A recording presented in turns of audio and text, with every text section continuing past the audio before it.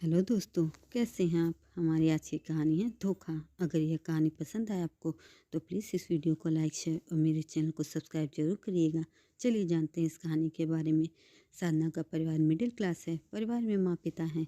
साधना के जीवन में तब जिम्मेदारियाँ बढ़ जाती हैं जब एक दिन अचानक उसके पापा को पैरालिसिस हो जाता है। साधना पर अब उसके छोटे भाई और एक छोटी बहन के साथ पिता के इलाज और घर चलाने का बोझ आ गया है। साधना ग्रेजुएट है। वो अब नौकरी करके सारी घर की जिम्मेदारियां अच्छे से संभाल रही है। उसे अपनी फैमिली के अलावा कुछ नहीं दिखाई दे रहा है। पिता और माँ को साधना पर गर्व है। साधना ने इस दौरान कई अच्छे अच्छे रिश्तों को मना कर दिया। साधना को पता था कि अभी उसकी जिम्मेदारियां बड़ी हैं। वो अपने घर को ऐसे हालत में छोड़कर शादी नहीं करना चाहती थी। और फिर पता नहीं शादी के बाद कैसा परिवार और पति मिले। इन सब बातों को देखते हुए अभी वह शादी से दूर रहना चाहती थी। इन रिश्तों में से कुछ कुछ उनके रिश्तेदार ने बताए थे, इसलिए रिश्तेदार अब साधना से थोड़ा जलने लगे। उन्होंने साधना के लिए अपनी एक सोच बना ली थी। उन्हें लगने लगा था कि साधना बड़ी घमंडी हो गई है। इस कारण अब रिश्तेदारों ने भी धीरे धीरे बात कम कर दी। एक लड़का है जिसका नाम सूरज है, जो साधना के ऑफिस में ही काम करता है। कुछ दिनों से वह साधना को फॉलो कर रहा होता है। लड़के को साधना अवॉइड करती है। सूरज साधना को दूर से ही देखता रहता, कभी उससे ज़्यादा पास आने की कोशिश नहीं की। साधना को पता था कि वह उसे फॉलो कर रहा है, लेकिन कुछ ही दिनों में सूरज के बर्ताव से वह समझ गई थी कि वह किस तरह का है। जब साधना कभी उसके पास से गुजरती तो दूर होने लगता था, घबरा जाता था। साधना को मन ही मन उसकी यह बातें अच्छी लगने लगी। उसके दिल में के किसी कोने में प्यार ने दस्तक देना शुरू कर दिया था। लेकिन एक दिन अचानक सूरज का रिश्ता लेकर उसकी माँ उनके घर आ जाती है। सूरज की तस्वीर लेकर उनके घर आई थी। साधना को पता नहीं था कि ऐसा कुछ होने वाला है। सूरज अच्छे पैसे वाली फैमिली से था, इकलौता लड़का था। साधना के घर वाले इस रिश्ते से काफ़ी खुश थे। सूरज की मम्मी ने यह बताया था कि उनका लड़का साधना को बहुत पसंद करता है। साधना को इस बात का पता चला तो उसे समझ नहीं आया कि वह कैसे रिएक्ट करे। वह उसके मन में आया कि पहले वह सूरज से कुछ बात करना चाहती है। अगले दिन जब वह ऑफिस गई तब उसने सोचा था कि वह सूरज से बात करेगी। सूरज उसे दिखाई दिया हमेशा की तरह। वो आज भी थोड़ा दूर ही खड़ा था, साधना के पैर जैसे जम गए हों। उसने बहुत कोशिश की लेकिन वह आगे नहीं आई। आज साधना की आंखों में एक अलग ही शर्म थी। लेकिन फिर ऐसा कुछ हुआ कि साधना बची कुची भी हिम्मत उसकी टूट गई। सूरज अपने साथ एक कटआउट लिया था जिस पर लिखा था, प्लीज़ मैरी मी। साधना यह देख पिघल गई। साधना के माता पिता भी इस रिश्ते को लेकर खुश थे। साधना को भी लगा कि शायद यही वो लड़का है जिसे वह ढूंढ रही थी। इन्हीं सब बातों को ध्यान में रखते हुए उसने शादी के लिए हाँ कह दी। साधना खुश थी। उसके मन में सूरज से बात करने की इच्छा थी, लेकिन सूरज की तरफ से कोई पहल नहीं होने के कारण वह भी चुप थी। साधना को सूरज और उसके बीच की यह खामोशी पसंद थी। शादी के लिए दोनों घर वालों जल्दी में थे, इस कारण शादी जल्दी में ही हो गई। शादी पक्की होने के बाद न तो सूरज उसे दिखाई दिया, न ही उसकी तरफ से कोई फ़ोन आया। सूरज शादी के दिन ही उसे कई दिनों बाद दिखाई दिया। काफ़ी दिनों बाद साधना ने सूरज को देखा था।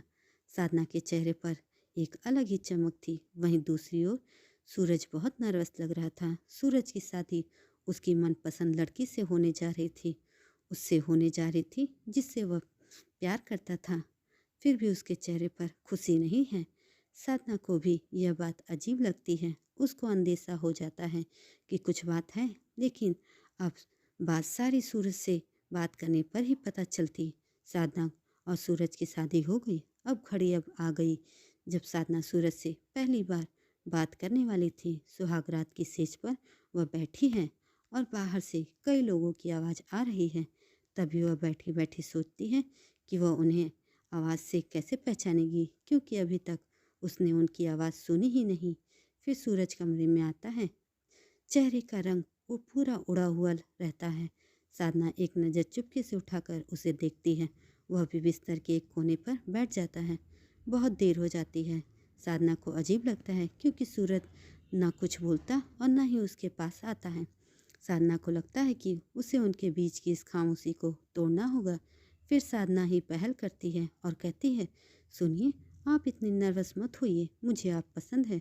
सूरज उसकी ओर मुड़ता है। उसके चेहरे को देखकर साधना को थोड़ी चिंता होती है, क्योंकि सूरज के चेहरे पर एक अजीब सा डर था। साधना उसको पूछती है, क्या हुआ, आप खुश तो हैं ना? सूरज केवल गर्दन हिलाता है। साधना बोलती है, मुझे आपसे बहुत बातें करनी थी, लेकिन आपने पहल ही नहीं की। चलिए अब करते हैं। सूरज अभी भी चुप रहता है। साधना फिर बोलती है, आप कुछ बोल क्यों नहीं रहे हैं? सूरज की आंखों में अब आंसू आ जाते हैं। सुहाग रात पर अगर पति की आंखों में आंसू दिखे तो आप सोच ले लड़की की क्या हालत होगी। साधना घबरा जाती है। क्या हुआ, मुझे बताइए तो। अब साधना को सूरज का वो सच पता चलता है जिसकी वजह से सूरज घबराया हुआ है। सूरज अब साइन भाषा में बताता है कि वह बोल नहीं सकता है। साधना को बहुत बड़ा धक्का लगता है, जैसे कि बहुत जोर से किसी ने उसे धक्का मारा हो। वह चुप हो जाती है और सूरज से दूर हो जाती है। पहली रात ही उसे पता चल जाता है कि उसके परिवार वालों के साथ धोखा हुआ है, और खुद सूरज ने भी उसे यह नहीं बताया। वो बिस्तर पर बैठी बस यही सोच रही थी कि अब क्या करूं। उसे कुछ समझ नहीं आ रहा था। सूरज अपनी आंखों में आंसू लिए साधना को हाथ लगाता है। साधना उसके हाथ को जोर से हटा देती है, कहती है, मुझे छूने की कोशिश भी मत करना। वो उसी समय अपने घर जाना चाहती थी, लेकिन रात होने की वजह से उसके पैर रुक गए। साधना बाथरूम का दरवाज़ा खोल के बाथरूम में खुद को बंद कर लेती है। सूरज बाहर बिस्तर पर ही बैठा चिंता में डूबा है। सारी रात ऐसे ही निकल जाती है। उस बंद बाथरूम में साधना के मन में कई ख्याल आ रहे थे। आखिरकार उसने एक फैसला किया। उसने अपने घर वापस लौटने का फैसला किया। उसके परिवार को भी इस बात का पता नहीं होता है। परिवार वाले भी यह सुनकर शौक रह जाते हैं और अपने आप को कोसते हैं कि उन्होंने जल्दी कर दी, पहले पता लगवाना था। साधना ने फैसला लिया कि अब वो कोर्ट में बात ले जाएगी। शादी के एक दिन बाद ही बात तलाक तक पहुंच जाती है।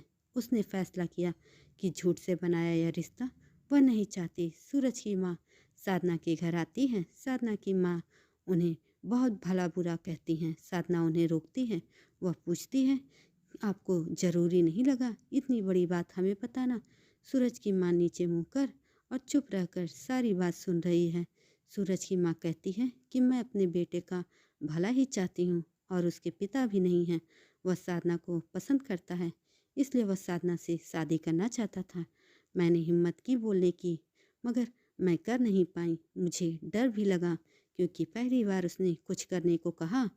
उसने तो मुझे बोला था कि तुम्हें सब बता दूँ, और मैं चाहती भी थी, लेकिन नहीं कर पाई। मैंने सूरज को भी झूठ बोला कि तुम मान गई, लेकिन शादी के पहले उसे पता चल गया कि मैंने उसको झूठ बोला है। तब तक देर हो गई थी, इसलिए वह खुश नहीं था। साधना, शायद तुम मुझे समझ पाओ। साधना अभी भी गुस्से में है। वह बोलती है कि मुझे सूरज के न बोलने से कोई प्रॉब्लम नहीं है। गुस्सा बस इस बात का है कि आपने धोखा दिया, झूठ बोला, और वह मुझे बर्दाश्त नहीं। तलाक की बात से ही रिश्तेदार तो साधना और उसके परिवार की इस हालत पर खुश हैं। उसने सोच लिया था कि वह सूरज से तलाक लेगी, और इसके लिए उसने कानूनी कार्रवाई शुरू भी कर दी। कुछ दिन उसके इन्हीं बातों में निकल गए। साधना अब अपने घर पर पहले की जीवन शैली पर लौट आई। वह जॉब पर जाती है, और कुछ दिनों बाद सूरज उसे दिखाई देता है। दूर से ही बस वो साधना को देखता है। साधना के ऑफिस के बाहर वह लगातार आता है। 15 दिन तक साधना उसे अवॉइड करती है। फिर एक दिन उसके पास जाकर बोलती है, अब यह सब करने से कुछ नहीं होगा, और मैं नहीं चाहती हूँ कि तुम कुछ नाटक करो, इसलिए यहाँ आना बंद कर दो, समझे? साधना की बातें वह सुन रहा था। वह साधना को इशारों में कॉफ़ी पीने को कहता है, लेकिन साधना वहाँ से चली जाती है। सूरज ने अब यह रोज़ का काम बना लिया। एक दिन फिर वही सूरज खड़ा रहता है। साधना उसके पास जाकर कहती है, क्या चाहते हो अब तुम? मेरी ज़िंदगी ख़राब तो तुमने कर ही दी है। सूरज फिर काफ़ी का इशारा करता है। साधना कहती है, कॉफ़ी पीकर मेरा पीछा छोड़ दोगे? सूरज गर्दन हाँ में हिलाता है। पास के ही एक रेस्टोरेंट में टेबल पर दोनों आमने सामने बैठे हैं। सूरज अपने फ़ोन में कुछ मैसेज टाइप करता है। साधना उसको देख भी नहीं रही थी। साधना के फ़ोन में मैसेज आता है सूरज का। लिखा होता है, सॉरी लेकिन मैं तुमसे बहुत प्यार करता हूँ। कोई भी बोलने वाला तुम्हें मुझसे ज़्यादा प्यार नहीं कर सकता है, और बात तो झूठी भी कोई भी कह सकता है, लेकिन आंखें हमेशा सच बोलती हैं। एक बार मेरी आंखों में देख लो, फिर तुम्हें जो सही लगे वह करना। साधना का सारा गुस्सा मैसेज पढ़ते ही चला गया। वह धीरे से अपनी आंखें उठाकर सूरज की आंखों में देखती है और उसकी आंखों में से आंसू निकल आते हैं। वह अपने आंसू को रोक नहीं पाती। फिर वह उसी संकट में पड़ जाती है जहाँ उसके सामने कई सवाल रहते हैं। सूरज टेबल पर रखे साधना के हाथ पर अपना हाथ रखता है। साधना बोलती है, इतनी इमोशनल लाइन और भोली शक्ल से तुम्हारी गलती नहीं छिप जाएगी। अब दोनों के बीच में एक अजीब सी चुप्पी बन गई। सूरज को लगता है कि साधना ने उसे अभी भी शायद माफ़ नहीं किया है। वह अपना हाथ साधना के हाथ से हटाकर जाने की कोशिश करता है, लेकिन इस बार साधना ने उसका हाथ पकड़ लिया और बोलती है, पहले ऐसी बात क्यों नहीं लिखाई? मुझे आज तक कभी किसी ने ऐसे नहीं समझाया। वह खड़ी होती है और सूरज को बोलती है, चलो मेरा सामान लाना है मेरे घर से। अब तुम ही मेरा सामान लेकर जाओगे। सूरज उठकर साधना को हक करता है और इस तरह गिले शिकवे मिटाकर उनके नए जीवन की शुरुआत होती है। दोस्तों, इसीलिए कहा भी जाता है कि किसी भी रिश्ते की शुरुआत झूठ से नहीं करनी चाहिए। दोस्तों, यह कहानी आपको कैसी लगी कमेंट करके ज़रूर बताएं, और ऐसी ही अन्य कहानियों के लिए मेरे चैनल को सब्सक्राइब जरूर करें। धन्यवाद।